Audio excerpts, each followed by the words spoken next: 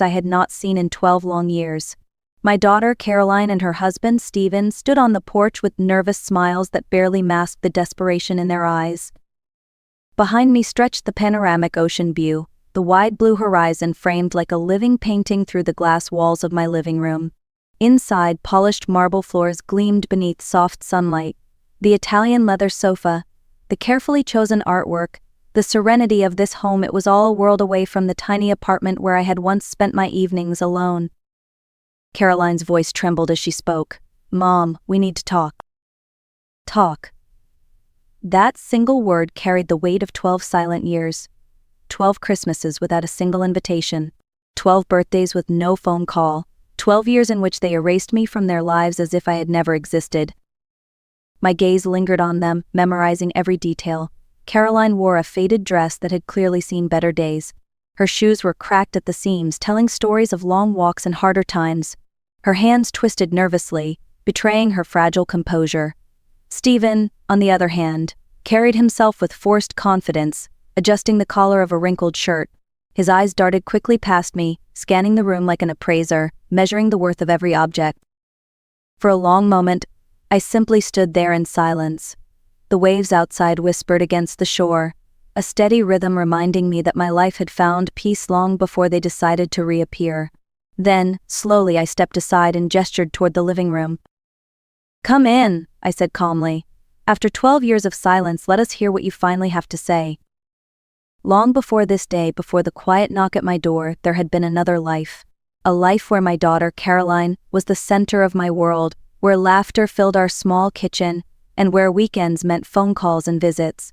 But that life had ended the day she met Stephen Turner. At first he was all charm and politeness. He called me Mrs. Lockwood with a smile that never reached his eyes. He praised my holiday meals, pulled out chairs at the table, and spoke as if he were a man of good intentions. Yet behind that polished courtesy was something darker, something I would only understand much later. Slowly, he began to place invisible walls between Caroline and me. When she mentioned visiting me on the weekend, Stephen would suddenly remember a work emergency or insist they had other plans. If I called to hear her voice, it was often him who answered, his tone short, promising that Caroline would call me back. She rarely did. Invitations were misplaced. Messages went unanswered. My presence in their lives was quietly erased, not with loud words but with subtle silences. The first signs felt like accidents. I wasn't invited to Caroline's graduation from her MBA program. "Mom, we thought you had other plans," she said with a nervous laugh. When she had her first baby, I waited for an invitation to the baby shower, only to be told it was something very small, just a few college friends. My heart cracked, but I smiled, nodded, and said I understood. The excuses piled up like bricks until a wall stood between us that I could no longer cross. The sharpest pain came during holidays. Thanksgiving passed with Caroline's voice telling me, "It will just be the 4 of us this year." Christmas came and went with claims that the children were sick. Birthdays were suddenly too complicated with Stephen's work schedule. Every time she assured me, "Next time, Mom," but next time never came. I spent those years cooking for one, setting a single plate at the table, pretending not to notice the empty chairs. On my birthday, I bought myself a small cake from the corner bakery and lit a candle, whispering wishes into an empty room. My phone stayed silent. My apartment echoed with loneliness, and in the quietest hours when the world outside was asleep, I asked myself over and over, how did I lose my daughter? What did I do so wrong that she decided I no longer belonged in her life? When the silence from Caroline became unbearable, I realized I had 2 choices: drown in sorrow or find a way to survive. I chose survival. My savings were nearly gone, and the rent for my small apartment crept higher each year. So I turned to the one thing that had always brought me comfort: baking. I began selling pies, cakes, and cookies at the town's farmer's market every Sunday. At first it felt humiliating to stand under the blazing sun, my hands rough from kneading dough, offering desserts to strangers. But gradually I discovered something unexpected. Those strangers valued me more than my own family had. They smiled when they tasted my pies, praised the flaky crusts, and returned week after week. Their gratitude reminded me that I still had worth. Every day became part of a routine. Mondays were for apple pies, Tuesdays for chocolate fudge cakes, Wednesdays for muffins that filled my tiny kitchen with sweet aromas. I woke up before dawn, packed heavy baskets with my creations, and carried them to the market with aching shoulders, but a determined spirit. By the time the sun set each Sunday, I had sold enough to cover bills and buy ingredients for the next week. It wasn't much, but it was mine. It was there, at the market, that I met Helen Carter, a widow in her 70s who bought 3 pies every week, 1 for herself, 2 for her neighbors. She had children too, but like me, they rarely called. Over cups of coffee, we shared stories of abandonment, of children who moved on and never looked back. Helen's laughter carried a sadness I understood. Children think once they have families of their own, parents don't matter anymore, she often said, until they need something. Then suddenly they remember we exist. Her words stayed with me. Week after week, as I sold pies and returned to my modest apartment, I repeated them silently. She was right. Parents like us became invisible until convenience demanded otherwise. That thought stung, but it also strengthened me. If Caroline and Stephen had erased me, then I would write a new story for myself, 1 pie, 1 cake, 1 Sunday at a time. Life continued in this steady rhythm until one phone call shattered the pattern and rewrote my future. It was a lawyer from California. His voice was formal, measured, but the news he carried struck me like thunder.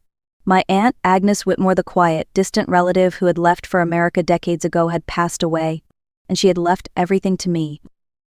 At first, I thought it was some sort of mistake. Aunt Agnes had been a name mentioned only in family whispers.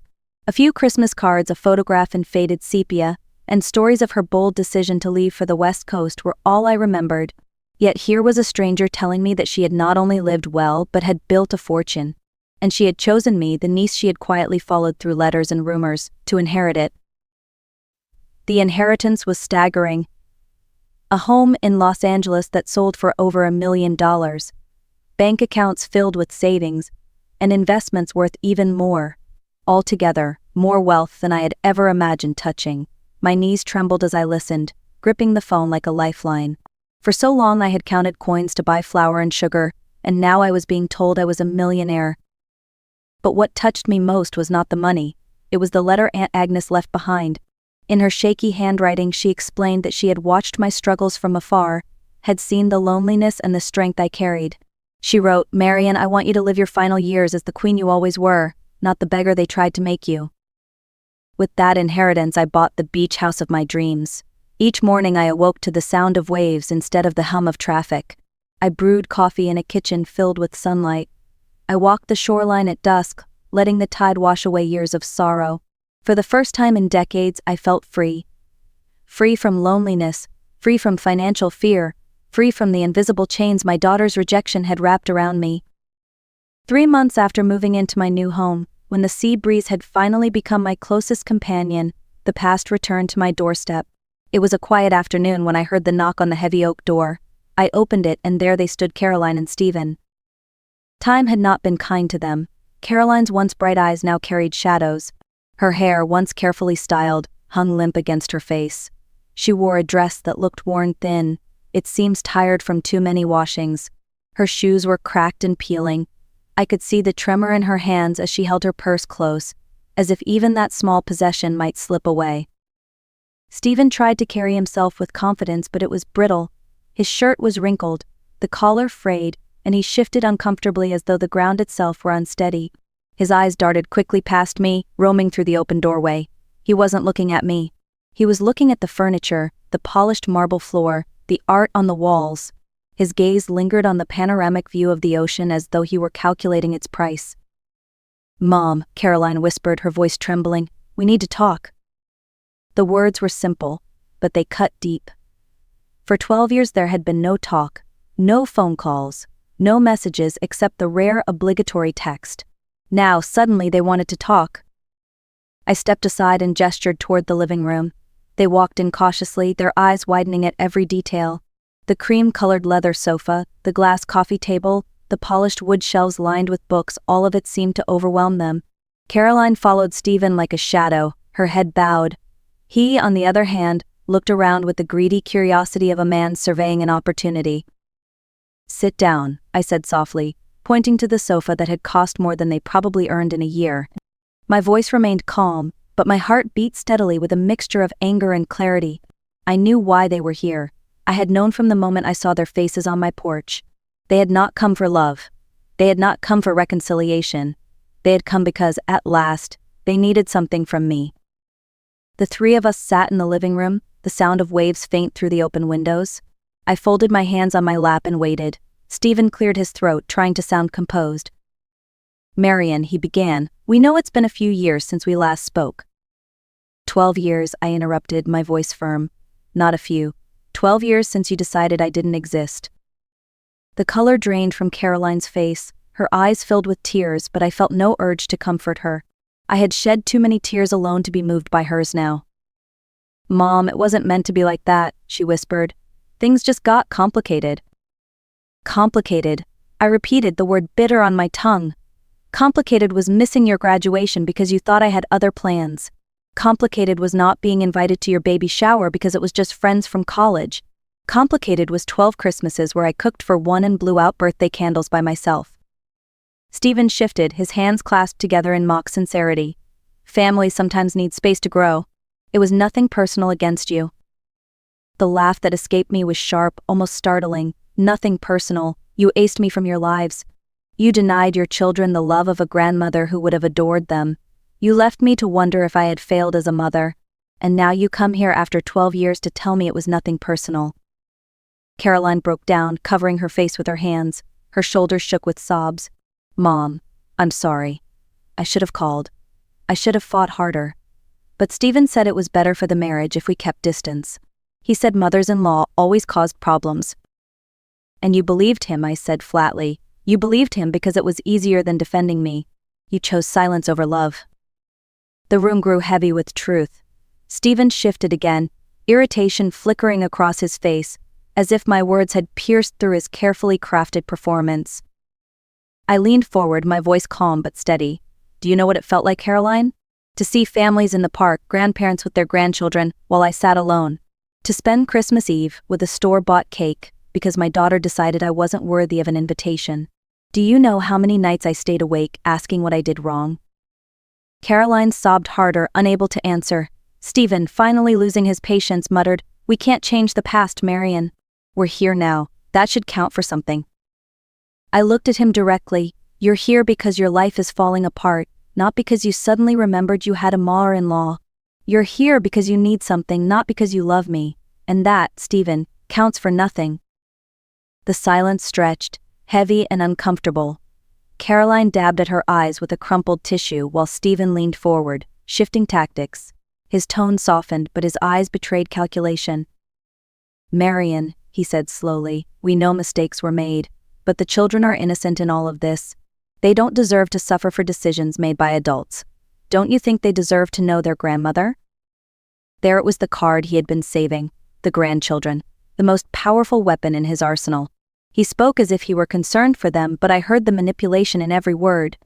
It was not about love, it was about leverage. Caroline looked up, her face streaked with tears. "They ask about you, Mom. They see other kids with their grandparents and wonder why they don't have the same." Her voice cracked, and for a moment I almost wavered. Almost. But Helen's words from the farmer's market echoed in my mind. Children often come back to their parents not out of love, but out of convenience. I had seen it happen too many times. The timing of their visit spoke louder than their tears. "You speak of the children now," I said calmly, "but where were you when they were born? Where was I when they took their first steps? Where was I when they lost their first teeth, when they went to school, when they celebrated birthdays? You denied them a grandmother for 12 years, not by their choice but by yours." Caroline sobbed, her voice breaking. "I thought I was protecting my marriage. Stephen said it was for the best." I turned my gaze to him. Of course he did, because he saw my love as interference. He saw my presence as a threat to his control, and you let him convince you. Stephen shifted uncomfortably but said nothing. For the first time he seemed aware that his mask was slipping. I leaned back, my voice steady. "Do not try to soften my heart with talk of innocent children. You decided they didn't need a grandmother until now, until you were desperate. Love that appears only in crisis is not love. It is convenience, and I will not let convenience dictate my worth." Stephen's composure finally cracked, his jaw tightened, and his voice rose sharper than before. "This is ridiculous, Marian. You're blowing everything out of proportion. Families fight, families drift apart, but now we're here, trying to fix it, and you just keep digging up the past." His words rang with impatience, not remorse. I recognized that tone. It was the same condescending tone I had heard years ago when he first began pulling Caroline away from me. Caroline flinched at his sharpness. "Stephen, please," she whispered, but he ignored her. I sat straighter in my chair, my voice calm, deliberate. "The past is not some pile of forgotten arguments, Stephen. The past is 12 years of silence, 12 years of rejection, 12 years of watching my daughter become a stranger. That is not something I can simply sweep aside because you are uncomfortable." Caroline's sobs filled the room, each one heavier than the last. She finally looked at me with red, swollen eyes. "Mom, I'm sorry. I should have stood up for you. I should have called. I let him convince me you were the problem, when really all you ever wanted was to love me and the kids." Her confession should have softened me, but the timing poisoned it. She had 12 years to recognize that truth, and she waited until her life was falling apart to say it.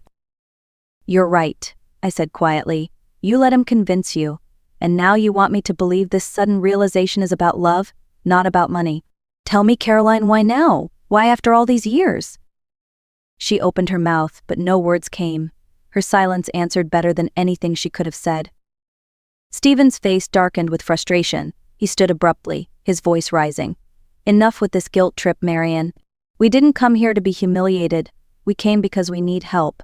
If you truly cared about family, you'd stop punishing us and do the right thing." I rose slowly, meeting his glare without flinching. "The right thing, Stephen, is to tell the truth. You didn't come here for love, you came here for money, and that is where this conversation ends." For the first time that afternoon, I saw fear flicker in his eyes. He realized he had lost control. The tension in the room lingered like a storm that had finally broken. Caroline sat slumped on the sofa, her face buried in her hands. Stephen stood rigid, his jaw tight, clearly calculating his next move but too shaken to speak. I walked toward the wide glass doors that opened to the terrace. Beyond them, the late afternoon sun painted the sky in hues of gold and rose. The waves rolled in steady rhythm, each one reminding me of the peace I had built without them. "You should go," I said quietly, not turning to face them. "This house is no longer a place for manipulation. I will not open my door to desperation disguised as love." Neither of them moved at first. Then Stephen let out a frustrated breath and stormed toward the door. Caroline followed slowly, her steps uncertain, her shoulders trembling under the weight of regret. She paused at the threshold, as if she wanted to speak, but the words never came. Then she slipped outside and the door closed behind her. Silence filled the house, a silence that felt like freedom rather than abandonment. I poured myself a glass of chilled white wine and stepped onto the terrace. The salty breeze brushed against my face, and the horizon stretched endlessly before me. For the first time in years, I felt light. Later, I called Helen. Her voice carried the warmth of someone who understood. "How did it go?" she asked. "Exactly as we thought," I replied. "They came for money, not for love, and I finally feel free." Weeks turned into months, and the quiet rhythm of my life returned. The farmer's market ladies still stopped by on Sundays for coffee and pie, and Helen and I continued our Wednesday gatherings where laughter replaced sorrow. My days were simple but full, and the ocean outside my window reminded me daily that peace is priceless.